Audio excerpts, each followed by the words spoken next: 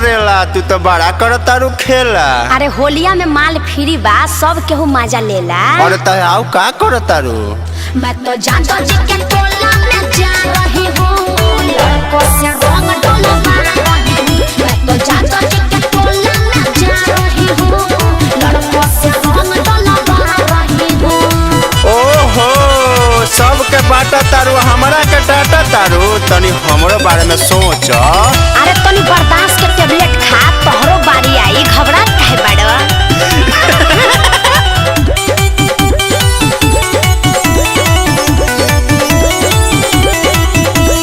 लहंगा में डालल गिरजी रोजे, चोली में चौहान जी, गुप्ता साहू जी गुलाल खेलेले हमसे साझा बिहान जी।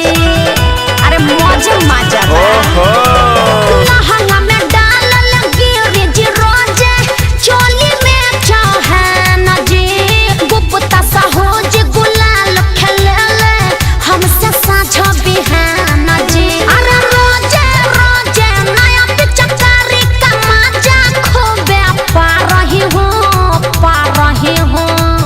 अरे हमरो पिचकरिया नए नु बा, सनल थोड़ा बा, अजमा के एक बार देख लो। अरे हटो हटो, हमके लेट होता। और तो कहाँ जाता रू? मैं तो पांडे जी के टोला में जा रही हूँ, लड़कों से रंग डलवा रही हूँ। कुशवाहा जी के टोला में जा रही हूँ, लड़कों से रंग डलवा रही हूँ। ए कबूतर ज्यादा मत चढ़िया ऊपर, तनी हमरो खातिर बचा के रखी ह।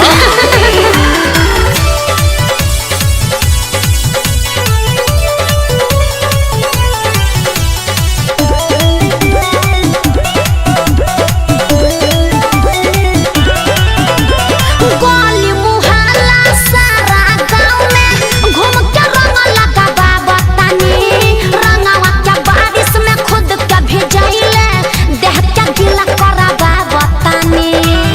अरे बात क्यों जोरा? गोली मुहल्ला सारा गाँव में घूम के रंग लगावा बतानी, रंगवा के बारिश में खुद के भिजाइले, देह के गीला करावा बतानी।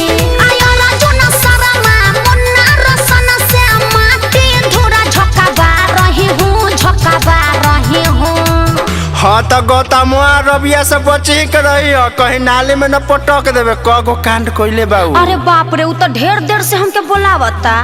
मैं तो सिंह जी के टोला में जा रही हूँ, लड़कों से रंग डलवा रही हूँ। मैं तो महतो जी के टोला में जा रही हूँ, लड़कों से रंग डलवा रही हूँ। अरे सुन, अब तो सब टोला घूम ही ले लू, अब तो लगवा लो। हाँ तो लगा लो।